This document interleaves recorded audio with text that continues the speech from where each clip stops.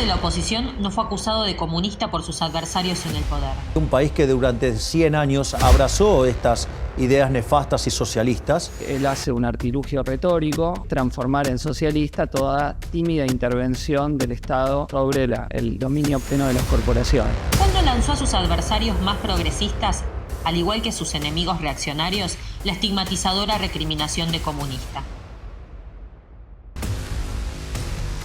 Con estas palabras presentaban Marx y Engels su famoso manifiesto en 1848, aunque parezcan escritas hoy. El capitalismo es muy irracional, es un sistema delirante. Yo creo que si llegamos al socialismo, la gente se va a reír mucho pensando lo loco que era esa sociedad. Yo vengo de un futuro apocalíptico para evitarlo. Algo así como la historia de Terminator. Una vez más, los comunistas debemos salir a hablar en nuestro nombre propio, a explicar qué es lo que realmente somos, lo que realmente queremos, por qué verdaderamente luchamos. Walter Benjamin hablaba de la revolución como el freno de emergencia ante la catástrofe, la posibilidad de un futuro que no sea esta decadencia brutal. En un mundo que toma temperatura, lejos de ser un fantasma, las ideas rojas vuelven a estar más vivas que nunca. Hola Juan, ¿cómo estás? Bienvenido al Rojo Vivo, ¿qué tal? Bueno, ¿qué tal? Gracias por la invitación. Un gusto estar acá. Bueno, me alegro. Mira, este es un programa donde hablamos de socialismo, de comunismo, y la idea de hoy es poder tratar ecología y socialismo, que son dos temas que en general se suelen ver por separado. La idea es que nos ayudes a pensarlo un poco más en común. Yo, aclaro, no soy especialista en el tema, mucha gente que seguramente nos está viendo o escuchando tampoco, así que la idea es que sea algo introductorio, que nos ayude a entender un poco el problema y también pensar una solución. Buenísimo. Así que lo primero que me gustaría preguntarte es, ¿el cambio climático es un invento de los marxistas? Bueno, claramente no es un invento de los marxistas, es algo que los marxistas le prestamos mucha atención, como todas las diferentes crisis que genera el capitalismo. Hay consenso científico en que estamos atravesando una crisis dentro de lo que se llama el sistema Tierra, dentro de una crisis ecológica más amplia. O sea, no es solo el cambio climático. Claro, no es solo el cambio climático. Hace algunos años que ya hay evidencia científica de que la acción humana está alterando ciertos ciclos geológicos naturales de la Tierra. Por eso es todavía un debate, pero más o menos hay bastante consenso en llamar antropoceno al momento geológico que estamos atravesando. ¿Por qué antropoceno entonces?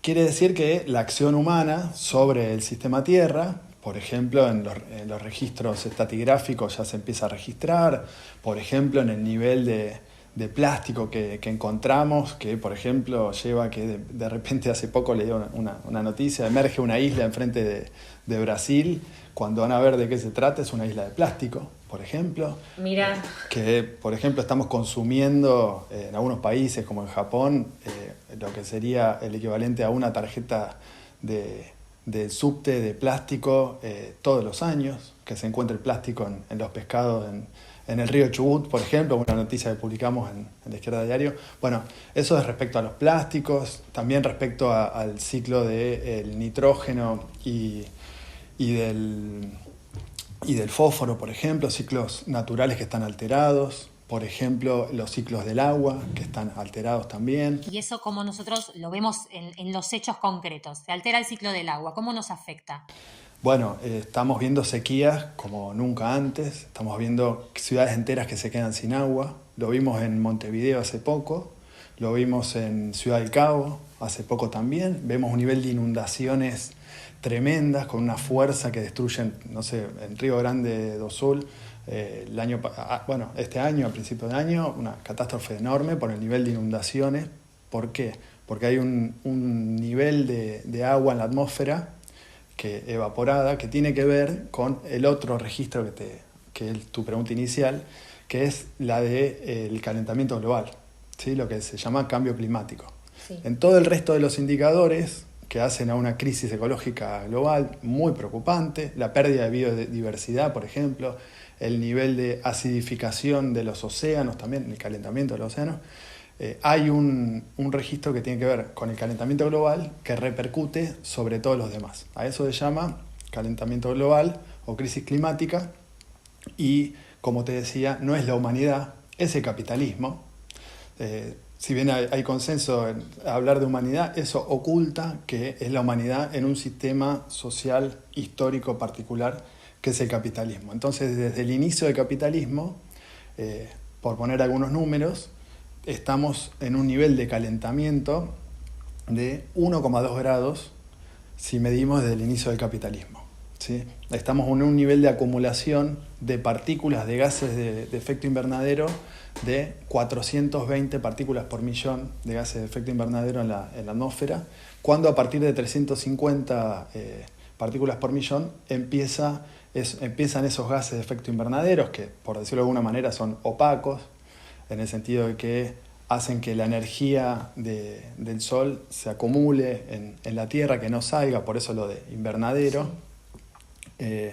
y eso genere una serie de consecuencias, como te decía antes, bueno, un nivel de lluvias tremendas, torrenciales. Todos los días uno entra a la red y ve ciudades con autos flotando en las calles, un nivel de sequías como los que vimos en Argentina y estamos atravesando en América Latina en estos momentos, un nivel de olas de calor como la que también atravesamos en Argentina. Y que se va a venir seguramente alguna en este veranito que vino.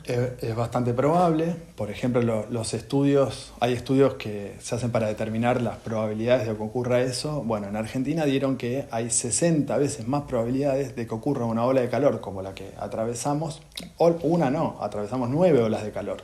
¿Sí? De 10 días seguidos. Bueno, arriba de... creo que todo el mundo se va a acordar de eso, porque está bastante...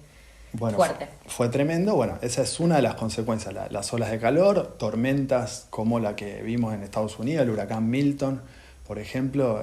Escuchaba un informe de Ligüen Antonelli en La Izquierda Diario que contaba que hay 2,5 veces más de probabilidad de que un huracán como el huracán Milton pase de un grado 2 a un grado 3, 4, 5, que son sumamente destructivos.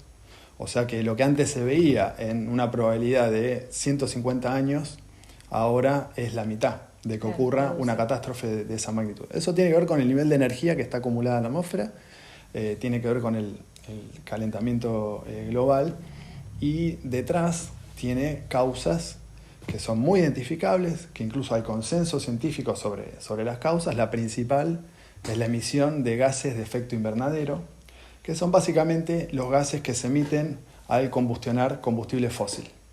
¿Sí? El carbón, el petróleo, el gas, al quemarse, son fuentes de energía que el capitalismo en sus inicios aprovechó muchísimo para propulsar diferentes máquinas. En la revolución industrial. La revolución industrial tiene detrás una fuente de energía enorme que a los capitalistas les permitió, por ejemplo, mover sus fábricas. Hay estudios de marxistas muy interesantes, hay uno muy recomendable de Andreas Malm, que se llama Capital Fósil. Él estudia cómo los capitalistas empezaron a utilizar el capital fósil y cómo eso les sirvió no solamente para tener energía barata, sino también para al mismo tiempo trasladar las fábricas, que ya no tenía que estar al lado de los ríos, sino que podía estar a donde les conviniera más, y de esa manera también disgregar la fuerza social de los trabajadores, por ejemplo. Entonces, bueno, la emisión de gases de efecto invernadero es la primera. La otra es la destrucción, la deforestación, como la que vemos en Argentina, por ejemplo. Y la otra es los cambios en los usos del suelo, la destrucción, por ejemplo, de humedales, que son lugares donde el carbono se almacena. Bueno, al estar destruidos esos, por ejemplo, humedales o cambiar los usos del suelo, la destrucción de los bosques nativos, por ejemplo, lo que hace, o el propio Amazonas, es destruir la posibilidad de que el propio sistema regenere y metabolice el carbono. Ahí hay un ciclo, sí, que es el ciclo de carbono, que está roto. ¿Sí? Entonces lo que estamos viendo es, con el calentamiento global, un efecto del capitalismo sobre el conjunto del sistema Tierra que repercute sobre todo el resto, con todas estas consecuencias que te decía. Y hay un concepto interesante que estudian grupos de científicos, que es el de límites planetarios. ¿Qué sería?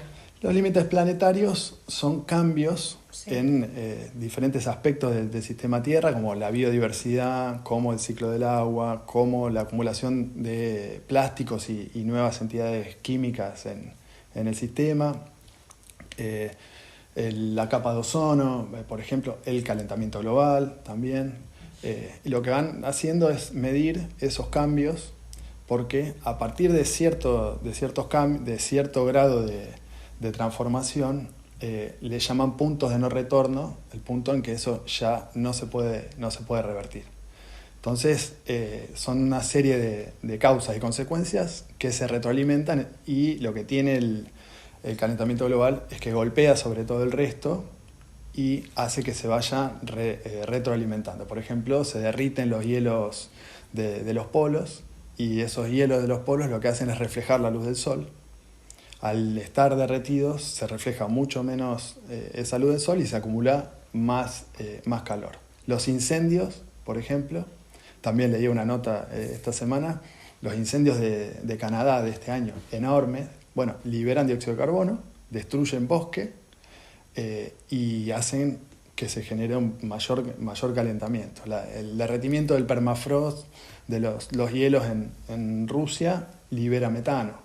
Bueno, y así Sí. una serie de efectos en cascada que se llaman puntos de no retorno. A mí lo que me sorprende es que vos hablaste de consenso científico, estás tirando un montón de data que incluso es sumamente comprobable. Entonces, ¿por qué hay gobiernos, hay corrientes de derecha, y tenemos el presidente acá en Argentina, Milei, que es negacionista del cambio climático? ¿Por qué? Bueno, como te decía, detrás de la extracción y utilización de combustibles fósiles están gigantes capitalistas que se dedican a hacer ganancias con esa extracción.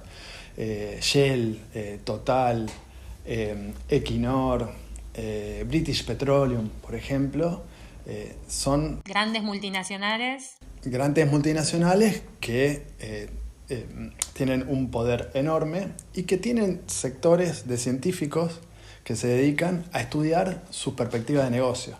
Entonces, por ejemplo, se filtraron unos documentos hace bastante ya que muestran que, por ejemplo, Shell, desde principios de los años 80, conoce los efectos de la emisión de gases de efecto invernadero sobre la atmósfera, el nivel de calentamiento y las consecuencias que va a tener.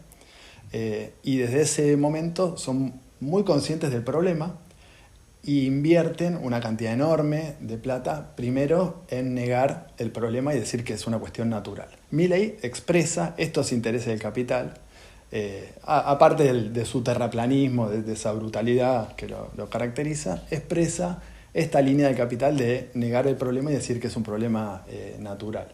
Pero incluso estas mismas empresas, ahora ya con el consenso científico que hay, el nivel de catástrofe que hay, están empezando a girar a decir que es necesario hacer una transición energética. ¿Cómo sería esta transición energética de estas empresas? Una especie de capitalismo verde, podemos decir. Exactamente.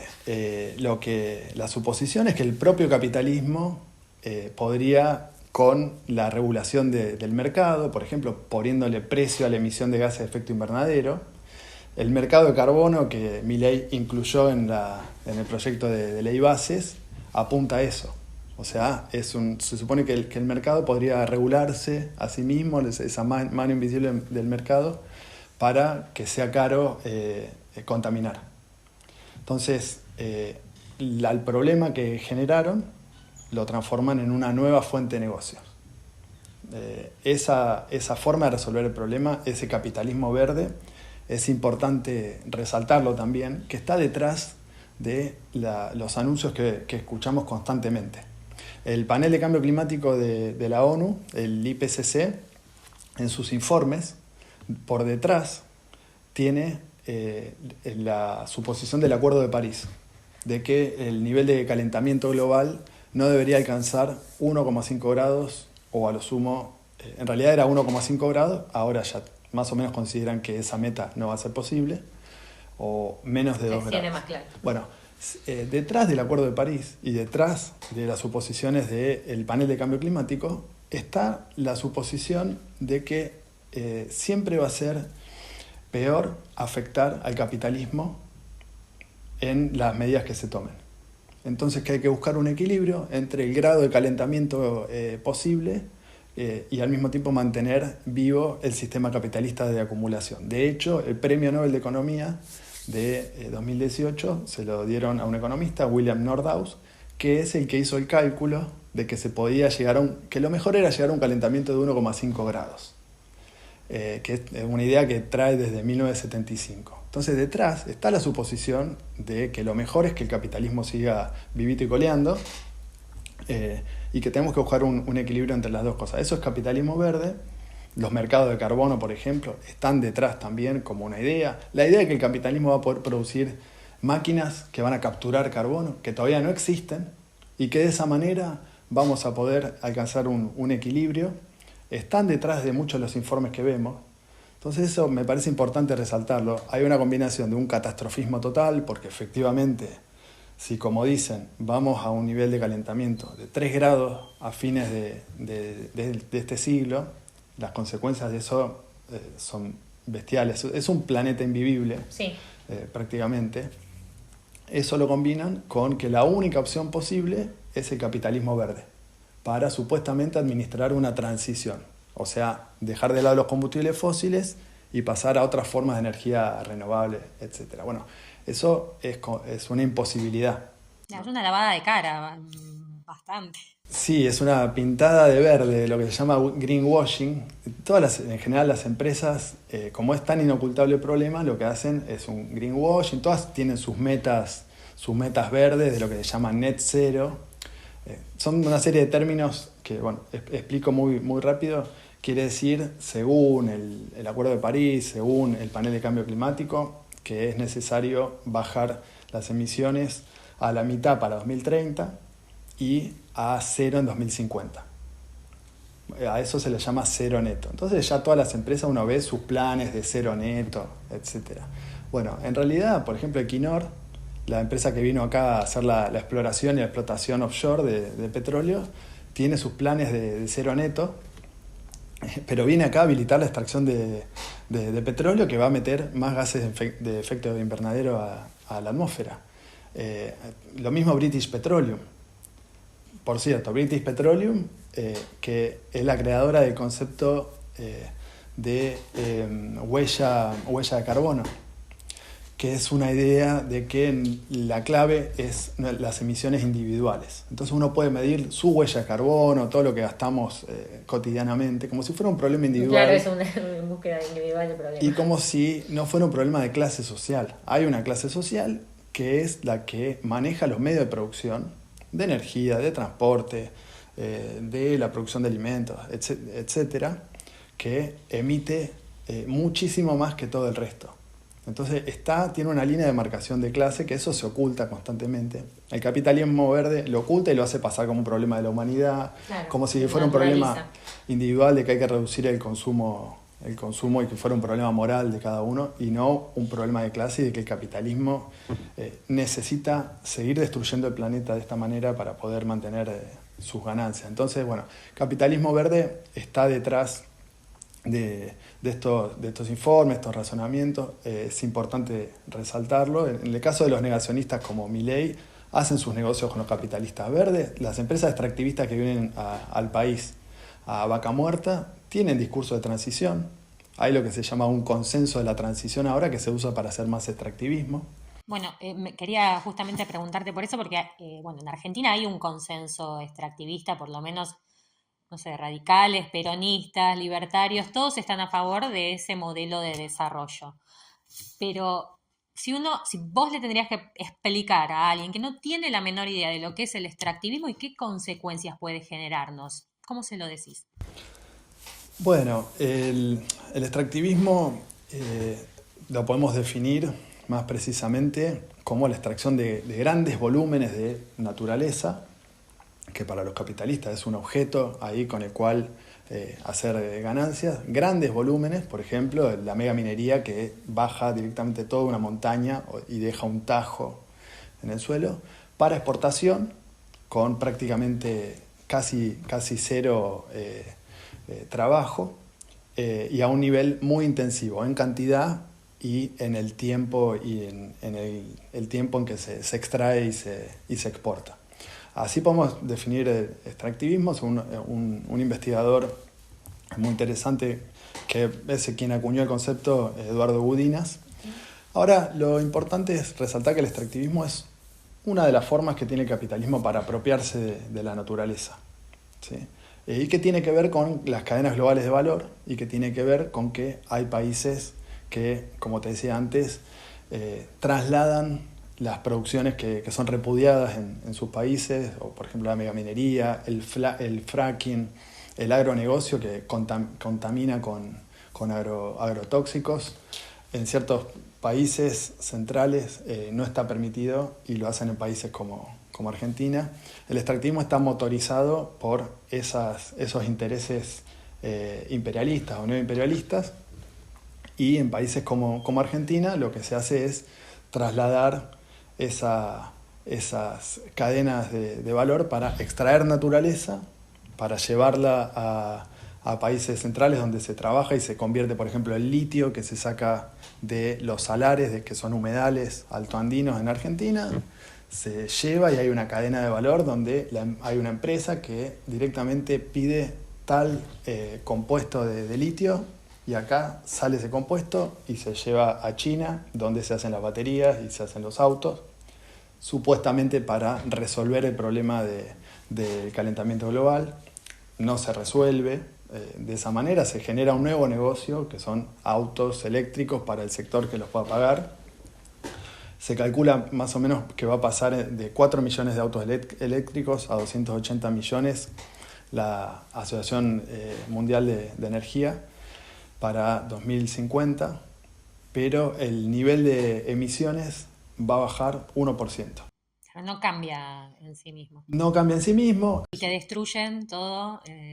Están destruyendo lo que son los humedales del norte, porque básicamente es intensivo en agua. En ese caso es un extractivismo de agua, y son cuencas que acumulan agua, de los cuales toda la vida de ese entorno, la vida natural y socionatural, las comunidades que habitan ahí se van a quedar sin agua. Están hechos los cálculos más o menos, son 30 años en que se mantiene con ese nivel de extracción. Entonces ese es un ejemplo extractivista de un plan de negocios que está asociado a la crisis climática, al calentamiento global, y que no resuelve el problema y que lo patea para adelante, y que mientras se desarrolla ese extractivismo, los capitalistas siguen, por ejemplo en Estados Unidos, metiendo explotaciones de fracking y de combustible fósil como nunca antes. Biden, por ejemplo, que hizo campaña por un Green New Deal, un pacto verde, habilitó lo que se llaman bombas de carbono. ¿Qué son las bombas de carbono? Se les denomina bombas de carbono porque es tal el grado de gases de efecto invernadero, de dióxido de carbono, que van a meter en la atmósfera, lo que se llama el presupuesto de carbono, es la cantidad de dióxido de carbono que se podría poner en la atmósfera para no llegar a un calentamiento global de 1,5, 1,5 grados, 2 grados. Bueno, se denomina bomba de carbono porque si todas esas explotaciones que habilitó Biden, por ejemplo, en Alaska, se concretaran, el nivel de calentamiento global haría así, que es efectivamente lo que está pasando. De paso, cuento, los dos principales países que emiten gases de efecto invernadero a nivel global son Estados Unidos y China. Históricamente es Estados Unidos y después China, que China tiene al mismo tiempo plantas de carbón, o sea, utiliza el combustible más sucio de todos. Pero bueno, el extractivismo está definido así, es una palabra que se habla, de la cual se habla mucho, pero a veces es poco precisa. Bueno, es, como te decía antes, una de las formas que tiene el capitalismo de apropiación de la naturaleza, muy ligada a lo que es relaciones imperialistas entre países centrales y países dependientes.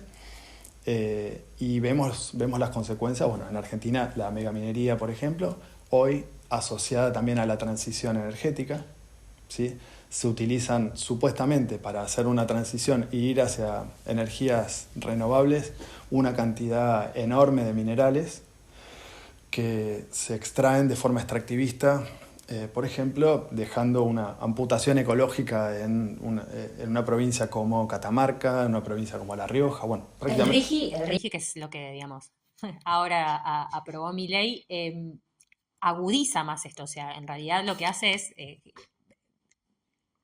eso, o sea, lo profundiza en cierta forma, todo esto que me estás contando.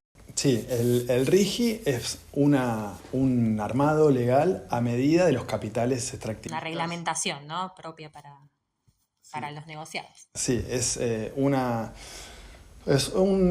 armado legal para que esos capitales extractivistas puedan venir al país y destruir la naturaleza, dejar lo que se llaman zonas de sacrificio en el país, pasivos ambientales en el país, y llevarse prácticamente sin procesar el litio, los minerales, el oro, todos los minerales, la megaminería, el petróleo, el gas del fracking de Vaca Muerta y offshore, que puedan venir y deforestar el país para el agronegocio y al mismo tiempo descargar una cantidad enorme de agrotóxicos. Bueno, todas las actividades extractivistas que están en Argentina están promovidas por ese régimen de incentivo de grandes inversiones que Milei promueve, pero que también promueve Kicillof en provincia de Buenos Aires y los distintos gobernadores. Hay un consenso de que supuestamente con extractivismo se podría llegar a algún tipo de desarrollo nacional, ¿sí? Y como te decía antes, lo interesante es que está ligado a un consenso de la transición también, y si ponemos la lupa en el desarrollo, no hay desarrollo. Estamos a 25 años, casi 30 de agronegocio en Argentina y lo que vemos son niveles de deforestación récord, pueblo fumigado, pero un nivel de concentración de la riqueza enorme, un nivel de pobreza enorme y ningún desarrollo. Lo mismo con la megaminería, lo mismo con el fracking en Vaca Muerta, y vamos a ver lo mismo con el petróleo offshore, porque como te decía antes, son actividades que están en un marco imperialista, en cadenas globales, en relaciones asimétricas, donde hay sectores burgueses que están asociados a sectores políticos y burgueses en el país en un esquema de saqueo. Hay un sector, vamos a decir, dentro del progresismo, podríamos decir, que plantea como solución la idea del decrecimiento, o sea, dejar de crecer, o por lo menos empezar a reducir esos niveles de crecimientos productivos. ¿Vos qué opinás? Sí, mira, como para completar el panorama, tenemos el capitalismo verde, del que ya hablamos, la mercantilización total de la naturaleza, que supuestamente, ponerle precio a las cosas, que supuestamente solucionaría el problema. Que, por cierto, esto que decía Bertie Venegas Lynch, de que podríamos salvar a las ballenas poniéndole precio, es efectivamente un paper del Fondo Monetario Internacional. O sea, esa idea está por detrás, los libertarios la expresan abiertamente, pero la lógica está por detrás.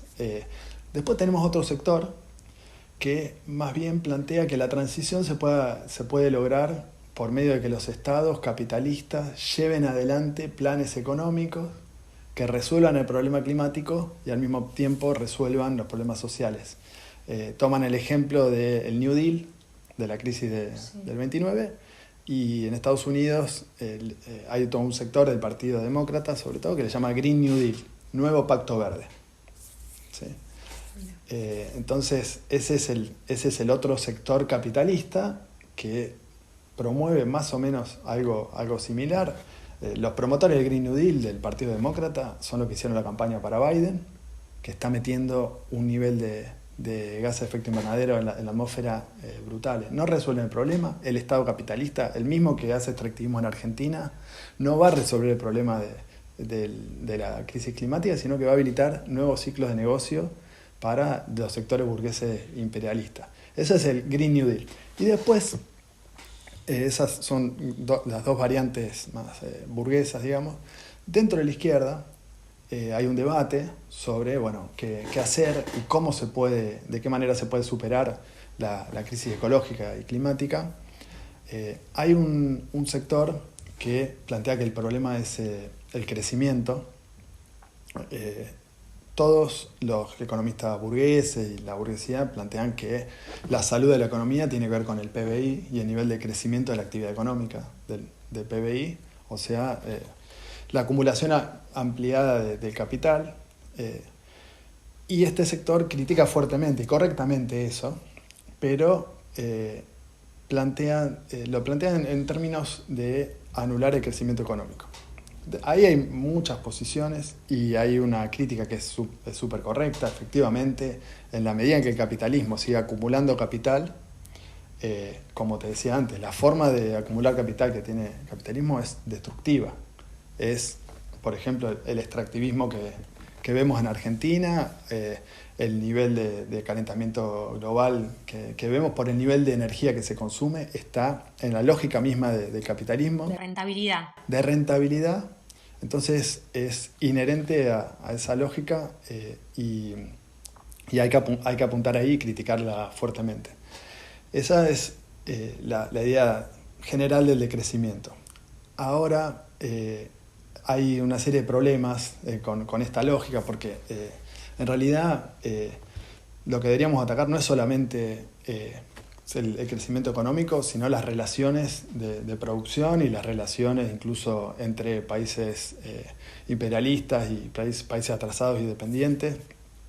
Y la solución no pasa solamente por decrecer, incluso porque no todos consumimos lo mismo. Dentro de un país hay clases sociales, no todos consumen lo mismo. Es necesario que ciertos países sí tengan acceso a cierto desarrollo de su industria, por ejemplo, y otros no. Otros tienen que dejar de consumir. Hay países imperialistas que si se consumiera como esos países imperialistas, serían necesarias 2 tierras y media, mientras que hay países donde no hay acceso mínimo a la energía. Irracional, como decía Chipi el otro día, es ilógico. Es completamente irracional, pero solamente enfocarlo en términos de crecimiento, lo que nos deja de lado es que tenemos que apuntar a la lógica misma del capitalismo, a la anarquía y la irracionalidad del capitalismo, y lo que tenemos que hacer es tener un programa que ataque esas relaciones de producción, un programa anticapitalista y socialista, y que piense en los sujetos sociales que lo pueden llevar adelante, que no son los mismos estados capitalistas, sino la clase trabajadora junto con todos los sectores oprimidos, con las comunidades que pelean en los territorios. ¿Qué medidas podrían tomarse en ese programa, nuestro programa socialista?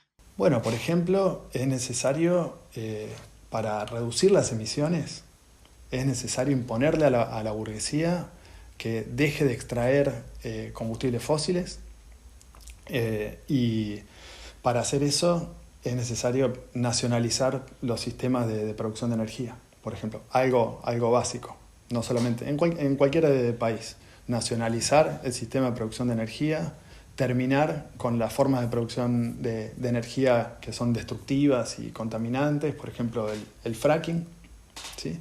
E iniciar una transición hacia otro tipo de energías, pero que en esa transición no tenemos solamente la producción de energía, tenemos que cambiar el sistema de transporte, que es completamente irracional, ¿sí? Generar sistemas de transporte públicos, colectivos, cambiar el sistema de producción de alimentos, que es completamente irracional. Hay como una lógica distinta, ¿no? Incluso este plan no lo podría llevar adelante un gobierno capitalista, podríamos decir, un gobierno burgués en última instancia. Este plan no lo puede llevar adelante un gobierno burgués justamente porque... Es muy contradictorio con lo que me planteaste recién. Como correctamente plantea, digamos, la crítica decrecionista, los gobiernos burgueses lo que buscan es habilitar nuevos ciclos de acumulación de capital. Entonces, si vemos desde Milei hasta la centroizquierda, están diciendo queremos que vengan inversiones al país para que crezca el PBI y de esa manera supuestamente va a haber desarrollo. No, hay que atacar esa lógica y hay que cambiar la forma de producción de energía, la forma de producción de transporte de alimentos, de vivienda, etc. Y eso lo puede hacer solo la clase obrera que tiene en sus manos el conocimiento para hacer funcionar las cosas de otra manera, para producir energía de otra manera, producir transporte de otra manera, alimentos, etc. Y en sus manos también la capacidad de bajar la palanca. Vamos a pensar en un ejemplo hoy. No hay países socialistas hoy en día, pero sí hay experiencias que nosotros nos pueden decir, bueno, che, acá hay una potencialidad que se puede desarrollar. Sí, por ejemplo, en la fábrica, en la planta de Total de Grand Puy, en Francia, Total es una de las principales petroleras a nivel global. Querían, con una excusa de supuestamente hacer una transición a energías renovables, cerrar esa planta y abrirla en el sector de África con trabajadores sin derechos laborales.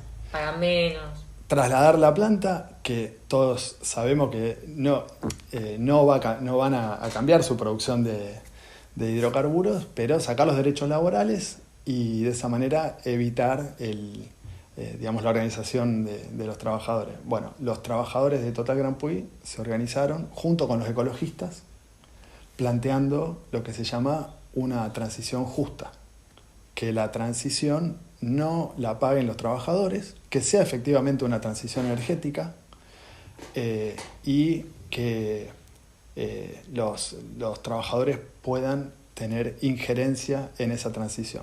Esa es una experiencia muy importante que en Francia concitó una unidad entre ecologistas y trabajadores de la refinería de Grand Puy, y es un ejemplo a nivel global muy importante, porque bueno, efectivamente si queremos hacer una transición, imponerle esa transición al capital concentrado de los hidrocarburos, por ejemplo, necesitamos que esa clase obrera que maneja la producción la tome en sus manos y que decida racionalmente y democráticamente y desde abajo cómo se produce la energía, para qué, que garantiza energía para todos los sectores de la población, por ejemplo. Es muy importante el sector energético eléctrico, por ejemplo. Claro.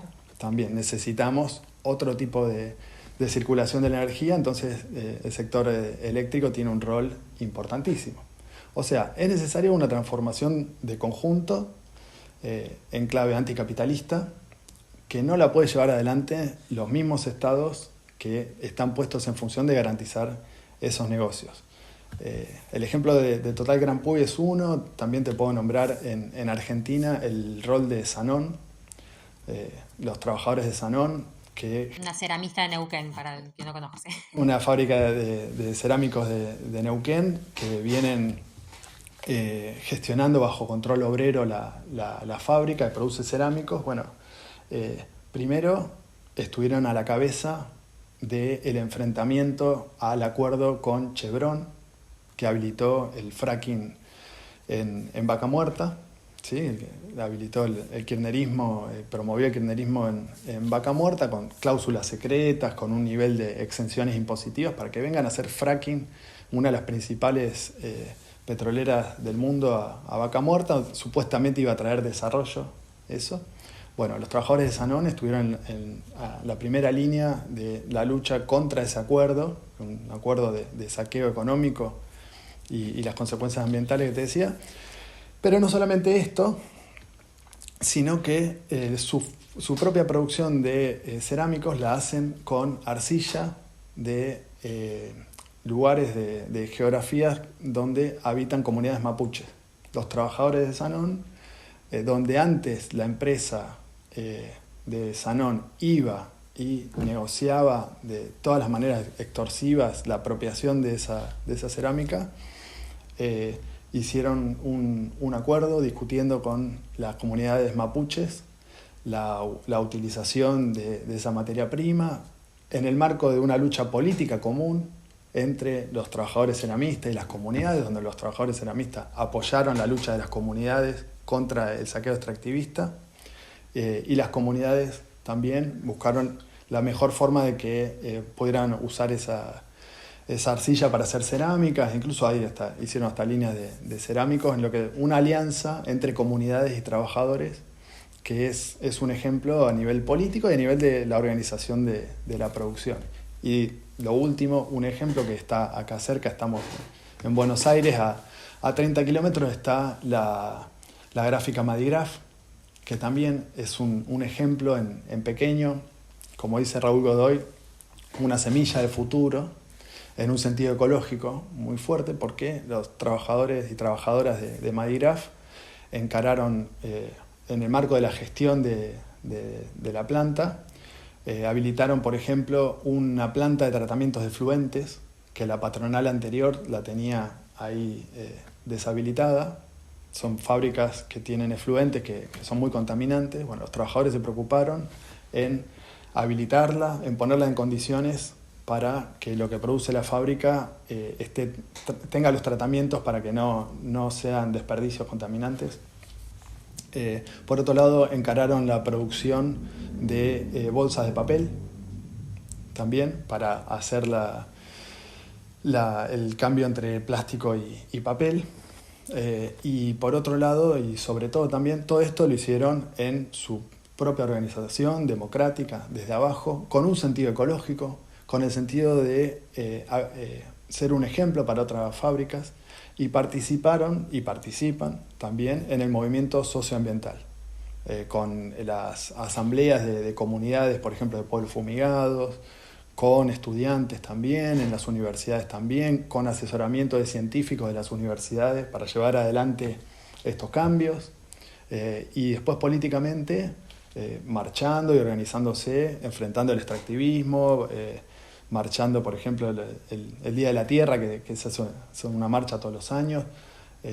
Organizaron un preencuentro nacional socioambiental también. Entonces, son pequeños ejemplos de cómo las y los trabajadores, con sus conocimientos, en alianza con sectores de las comunidades, con sectores de las asambleas socioambientales, estudiantes, científicos también, ponen sus conocimientos y su rol como sujetos políticos para encarar un programa realmente ecológico, anticapitalista y socialista. Bueno, a mí me parece muy, muy auspicioso. Hay otros ejemplos a nivel mundial, pero el camino, digamos, la salida de lo que te decía, de la crisis ecológica y la crisis climática existe. Para romper con el catastrofismo existe una posibilidad de poner ese freno de emergencia de que hablaba Walter Benjamin y nombraba a Cristian Castillo antes acá. Sí, en el primer programa lo planteaba en relación al inicio de la Segunda Guerra Mundial, decía, el socialismo es el freno a la catástrofe. O sea, para vos esto se puede aplicar ahora. Se puede aplicar ahora, es la parte que hay que resaltar, como te decía antes. Si tenemos anuncios catastrofistas con capitalismo verde, bueno, hay que ser muy conscientes de que es posible y necesario, si la clase obrera se organiza, si toma el control de los medios de producción de energía, por ejemplo, encarar un plan de transición energética, de transporte, de producción de alimentos, etcétera, y de esa manera bajar el nivel de emisiones y encarar un plan de planificación racional para hacer efectivamente una transición a otras formas de producción de energía, donde tengamos la energía que necesitamos, donde se desarrollen los sectores que se tienen que desarrollar, los países que se tienen que desarrollar, y se produzca alimentos de otra forma, por ejemplo, aprovechando la biodiversidad y no como hace el agronegocio, que lo que hace es homogeneizar completamente los campos para producir un solo commodity o dos commodities y llenarnos de agrotóxicos. Bueno, la clase obrera podría encarar la expropiación de esos grandes terratenientes y encarar una forma de producción agroecológica aprovechando los desarrollos científicos y aprovechando la biodiversidad y respetando la biodiversidad en una relación equilibrada y racional con el ambiente, y no viendo el ambiente como una mercancía o como un mero objeto del cual sacar ganancias. O sea, se puede frenar. Podemos decir que sí. Sí. Tenemos que responsabilizarnos de eso pero se puede frenar desde otra perspectiva. Sí, se puede frenar. Anticapitalista. Es un camino anticapitalista. La clase obrera tiene en sus manos como clase esa posibilidad histórica en una alianza con las comunidades, con otros sectores oprimidos, de llevar adelante ese cambio. Obviamente los sectores burgueses, los estados van a negar esa salida. Obviamente la propia ONU, que reconoce el problema, vemos los informes del panel de cambio climático de la ONU y chorrea capitalismo verde. Entonces, si vamos por ese camino, estamos atrapados en un catastrofismo brutal y al mismo tiempo una utopía reaccionaria del capitalismo verde. Lo que tenemos que hacer es decir, estos datos científicos son correctos, no tenemos necesidad de llegar ahí y lo podemos empezar a solucionar, porque después va a haber que encarar toda una tarea de reconstrucción del planeta si llevamos adelante una lucha anticapitalista y un programa concreto sobre la energía, sobre el transporte, como te decía, producción de alimentos, etc. La clase obrera lo puede hacer, a nivel global lo puede hacer, tenemos un nivel de conocimiento científico como para hacerlo. Hoy la irracionalidad capitalista hace no solamente que estemos destruyendo el planeta y que desde los años 50 crecen todos los indicadores de calentamiento global y destrucción, mientras más se conoce, más se agrava el problema, sino que la propia ciencia se utiliza justamente en el sentido de destruir cada vez más la naturaleza. Argentina es un ejemplo de eso, ¿sí? Se usa la ciencia para crear una especie de semilla de soja o de trigo resistente a un agrotóxico que es 25 veces más tóxico que el glifosato, el glufosinato de amonio. ¿Sí?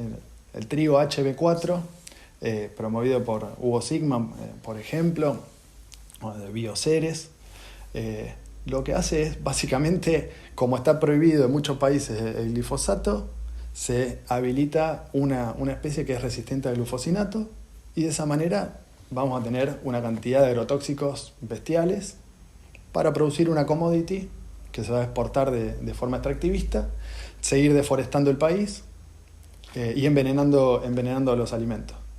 Entonces la ciencia se podría usar de otra manera. Para otra cosa. Bueno, te voy a cambiar un poco de tema. Hablemos específicamente de marxismo. ¿Qué aportes hizo para pensar el problema ambiental? Bueno, como te decía antes, el capitalismo está en el fondo del problema, ¿sí? Entonces, para entender el capitalismo necesitamos las herramientas de Marx. ¿Sí? Hay una cuestión general que es que para entender la lógica misma que está detrás de la crisis ecológica, la lógica misma de tomar a la naturaleza como un objeto y solo tomarlo para la acumulación de capital y para la explotación, implica conocer de qué se trata el capitalismo y en un sentido general no lo podemos hacer sin Marx. Marx, o sea, tomaba el problema del ambiente en su época como un tema importante. Sí, Marx tomaba el problema del ambiente como un tema muy importante. En su reflexión constantemente hay una reflexión sobre la naturaleza. El ser humano es parte de la naturaleza, ¿sí? A veces transforma, de hecho. La transforma. El capitalismo es un modo de transformación de la naturaleza. Somos una parte de la naturaleza contra cualquier visión antropocéntrica. Marx y Engels eran muy, muy conscientes que el ser humano es una parte de la naturaleza muy particular, que tiene la posibilidad de transformar históricamente el modo de relación. Pero en Marx hay un análisis que es muy, muy interesante y que está siendo utilizado de una forma muy, muy útil, que es el análisis del metabolismo. O sea, la relación que establece el ser humano con la naturaleza. Marx toma un concepto que lo toma de la fisiología para poder entender cómo son los procesos que están implicados en la relación entre la sociedad y la naturaleza. Y tiene un análisis del metabolismo que nos permite ver lo que es el metabolismo socionatural. ¿Qué sería eso? Es la relación que establece la sociedad capitalista con la naturaleza para transformar la naturaleza en producción de mercancías. Entonces, si vemos en Marx, esto es algo que John Bellamy Foster, autores como John Bellamy Foster, como Kohei Saito también, que por cierto es bestseller a nivel mundial. Publicamos La naturaleza contra el capital, uno de sus libros, y otros como Andreas Malm, por ejemplo, Paul Burket. Bueno, hay toda una tradición del marxismo y además que está revivando el interés por la idea del marxismo alrededor de este problema. Lo que rescatan es que en Marx el metabolismo de la mercantilización de la naturaleza está íntimamente relacionado con la explotación del trabajo. O sea, la forma en que los capitalistas explotan el trabajo humano, apropiándose de la plusvalía, y de esa manera generan mercancías, está íntimamente ligada a la forma en que se apropian de la naturaleza. O sea, la naturaleza es mercantilizada, tomada como un objeto simplemente Para generar ganancias. para generar ganancias. No importa de qué se trate, no importa Lo que afecte, por lo que vimos. lo que te esté afectando, simplemente lo que importa es el valor de esa porción de naturaleza. Se homogeneiza procesos, por ejemplo, los procesos que tienen una biodiversidad enorme, simplemente se ven como en una tabla de Excel la cantidad de ganancia que yo puedo sacar acá. El campo argentino tiene una biodiversidad enorme, ¿sí? Los capitalistas, ¿qué hacen? Lo ven como la posibilidad de producir commodities para el agronegocio de forma extractivista, y para eso la biodiversidad del bosque nativo no sirve. Entonces lo que hacen es deforestar todo y simplemente ponemos una única especie con un paquete transgénico que incluye agrotóxicos, que saca los nutrientes del suelo, el nitrógeno, por ejemplo, los empobrece, y esa biodiversidad que teníamos antes se transforma en una homogeneidad destructiva. ¿Sí? Bueno, ese proceso es el proceso de mercantilización de la naturaleza. El análisis del metabolismo socionatural en Marx es muy potente para explicar cómo se da, e incluso Marx históricamente, primero ya en el Manifiesto Comunista, Marx y Engels eran muy conscientes de cómo se produce una acumulación en grandes ciudades de toda la población, mientras el campo está cada vez más transformado en una fuente de ganancias. Hay un desequilibrio enorme, la necesidad de superar la separación entre campo y la ciudad está ahí y tiene un sentido ecológico fuerte en el Manifiesto Comunista, pero Marx fue más allá, y en El Capital lo que analiza es cómo el proceso de expropiación que da lugar al capitalismo, o sea, que transforma a los capitalistas en capitalistas.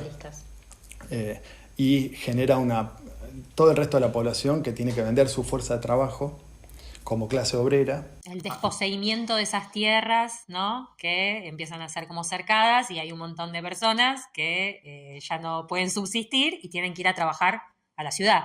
Exactamente, eso lo analiza en el caso de Inglaterra. Entonces Marx dice, bueno, acá esta producción que se daba en los suelos de Irlanda, por ejemplo, que antes se producía y se consumía ahí, ahora no. Se cercan, se expulsa a los trabajadores del campo, se los expulsa y se los expropia, y ahí se producen animales. Esos animales son utilizados como comida en ciudades que quedan a cientos o miles de kilómetros. Esos campesinos tienen que ir a las ciudades a trabajar como clase obrera, desposeídos de sus medios de producción. Y Marx dice, bueno, acá se está produciendo lo que la así llamada acumulación originaria, bueno, es un proceso de desposesión de esos campesinos, de su fuente de alimento, al mismo tiempo de acercamiento, y al mismo tiempo de destrucción del ciclo natural del suelo. O sea, el metabolismo que tenía el suelo en ese caso está roto. ¿Sí? Los burgueses, por ejemplo, en el caso que analiza Marx, tuvieron después que buscar la manera de reponer los nutrientes del suelo, Y para eso, por ejemplo, iniciaron un ciclo de conquista de islas, las guerras del guano, por ejemplo, porque ese guano tenía los nutrientes para el suelo. Bueno, ese proceso de ruptura del ciclo metabólico natural y ese proceso de creación de un metabolismo mercantilizado y de explotación es paradigmático de lo que hace el capitalismo de ahí en adelante. Constantemente los capitalistas están desposeyendo a la clase obrera de su relación con sus medios de vida para que tengan que vender su fuerza de trabajo, el proceso de explotación brutal, y están avanzando sobre sectores, por ejemplo, comunidades que tienen relación con la naturaleza, desposeyéndolas, y desposeyendo, bueno, lo que David Harvey llama acumulación por desposesión, en realidad es parte inherente del metabolismo que desarrolla el capitalismo sobre la naturaleza y sobre el trabajo. Entonces la explotación de la mayoría de la humanidad como clase trabajadora a niveles brutales va de la mano con la explotación irracional y mercantilización de la naturaleza. Ese concepto de metabolismo está en Marx, está en El Capital. Se puede entender muchísimos procesos metabólicos así. Te nombraba el del carbono antes, pero podemos entender con este concepto de metabolismo muchos otros procesos. John Bellamy Foster desarrolló una teoría de lo que se llama fractura metabólica. Cómo el capitalismo rompe esos procesos metabólicos y genera desequilibrios como el del carbono, y sobre esos desequilibrios monta nuevos negocios y genera nuevos desequilibrios. Como por ejemplo, un ejemplo es el del calentamiento global. Vamos a un nivel de catástrofe enorme y se supone que con autos eléctricos solamente se puede solucionar. ¿Sí? Bueno, para eso aparece todo un ciclo de extracción de litio en los salares altoandinos, porque es más barato simplemente, para hacer autos eléctricos. Bueno, no se soluciona el problema.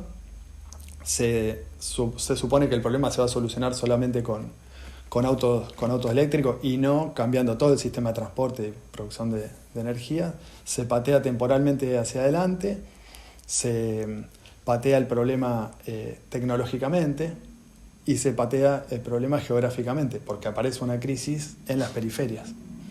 Entonces, bueno, eso es el metabolismo que establece el capital con la naturaleza y las fracturas que genera. Es muy interesante, entre muchísimos otros análisis. Y lo más importante es que lo que están mostrando Marx y Engels es que es necesario apuntar a la lógica misma del capital.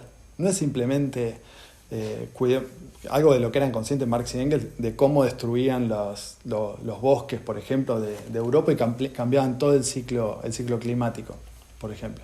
Marx, en la última etapa de su vida, estaba muy, muy interesado en formas de relación con la tierra no capitalistas, por ejemplo, porque veía que por ahí podían venir formas de organización democrática de la producción, pero para eso es necesario terminar con la lógica capitalista, destructiva y mercantilizadora del trabajo y de la naturaleza. Entonces los problemas de la clase obrera están íntimamente relacionados con los problemas del planeta y de la ecología. Esto es algo que Marx es clarísimo y que tenemos que, cualquiera que esté interesado en conocer los problemas ecológicos va a encontrar en Marx herramientas de análisis y sobre todo una perspectiva estratégica para salir del problema. Para cambiarlo. Y para cambiarlo, que en definitiva es, si querés, lo más urgente, lo más importante, como ponerle un freno de emergencia, organizarnos y realmente conquistar una relación planificada y democrática y racional y amistosa con el ambiente.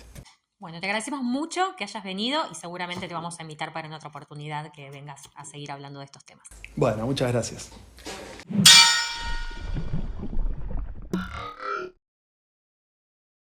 La izquierda diario se renueva para abrir el debate y tomar partido. 10 años de periodismo desde abajo. Y estamos movilizando para pelear por todos los derechos. Una jornada de protesta que fue muy importante, masiva. A partir de octubre tenemos un nuevo canal de streaming, La Izquierda Diario Más. Nos renovamos con más entrevistas, debates políticos, ideológicos, culturales, investigaciones y una cobertura federal. Y lanzamos ChatPTS, una herramienta de inteligencia artificial para que puedas conocer las ideas socialistas y de la izquierda. Una novedad revolucionaria que no tiene ningún otro medio del país.